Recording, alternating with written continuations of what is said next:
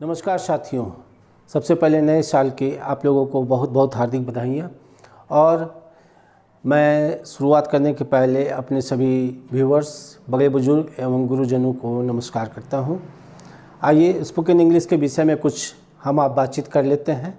Spoken English कुछ लोगों का कहना होता है कि ये बहुत ही टफ़ है, इसे सीखना बहुत मुश्किल है। ऐसी कोई बात नहीं है कि इसे सीखना बहुत टफ़ है या बोलना बहुत टफ़ है, ऐसा कुछ भी नहीं है। इसकी टेक्निक्स को अगर आप जान जाएंगे तो ईजीएस्ट टेक्निक्स क्या होती है, उन सारी चीज़ों के विषय में हम लोग आगे चल के बातचीत करेंगे। लेकिन सबसे पहले ये चीज़ को आप जान लीजिए कि इंग्लिश में हमारे पास में दो तरीके का स्पोकन होता है, एक फॉर्मल, एक इनफॉर्मल।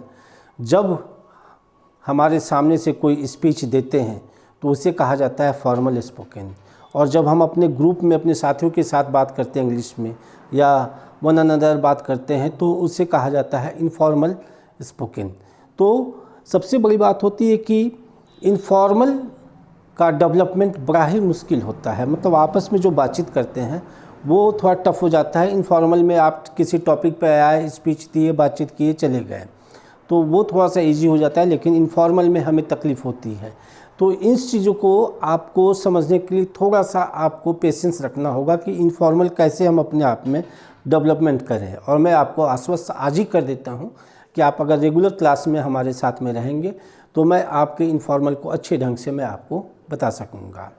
आइए सबसे पहले इस चीज़ पर भी बातचीत करते हैं कि स्पोकन में कि जो एक प्रिंसिपल होता है वो क्या चीज़ होता है। तो सबसे पहले इस चीज़ को समझिए कि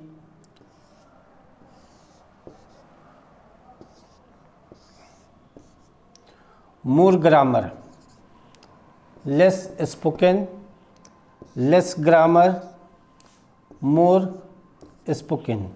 मतलब अगर जितना ज़्यादा अगर हम ग्रामर फॉलो अप करेंगे हमारा स्पोकन उतना वीक हो जाएगा। और इसमें एक सबसे बड़ी डेवलपमेंट आ जाएगी फॉल्ट फाइंडिंग की। अगर आप ज़्यादा ग्रामर को अपने स्पोकन में यूज़ करना शुरू करेंगे तो आप में एक ये क्वालिटी डेवलप कर जाएगी कि कोई भी अगर व्यक्ति आपके सामने में आके इंग्लिश में बात करेगा तो आप उसकी खामियां को निकालना शुरू कर देंगे। और ज़्यादा खामी निकालेंगे तो लोग कहेंगे कि ये सिर्फ खामियां निकालता है और कुछ करता नहीं है। तो इन सभी चीज़ों से बचने के लिए खामियां मत निकालिए। आप कोई भी अगर व्यक्ति की ज़्यादा खामियां निकालेंगे तो वो आपसे दूर होता चला जाएगा। इससे बेहतर है कि हमें किसी को भी डीमोटिवेट नहीं करके उसे मोटिवेट करना सीखना चाहिए।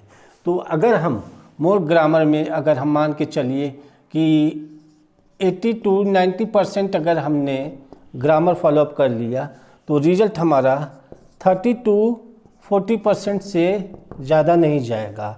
और अगर हम यहाँ पे अप्लाइड ग्रामर 10 to 15% अगर ग्रामर का फॉलोअप करेंगे तो रिज़ल्ट हमारे पास में 90 to 95% तक हमारा चला जाएगा।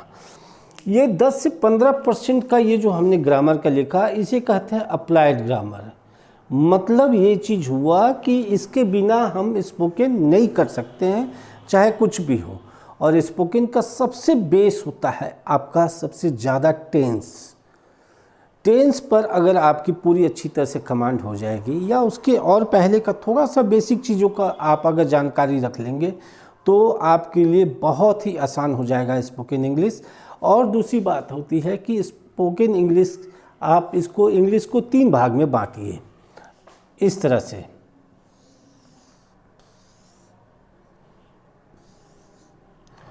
ये हो गया आपका सब्जेक्टिव इंग्लिश, ये हो गया हमारा स्पोकन इंग्लिश, और ये हो गया कॉम्पिटिटिव इंग्लिश। तो आप इस चीज़ को ध्यान दीजिए कि सब्जेक्टिव इंग्लिश जो हमारे कोर्स में चलता है, स्कूल कॉलेजेस में हमने अगर इंग्लिश रखा है तो उसकी पढ़ाई। स्पोकन इंग्लिश यहाँ पे आपको बोलना और लिखना दोनों चीज़ सिखाया जाता है। और यहाँ कॉम्पिटिटिव इंग्लिश का मतलब हो गया कि आपको बहुत ही ज़्यादा आपको थोड़ा ग्रामर की ओर ध्यान देना पड़ता है।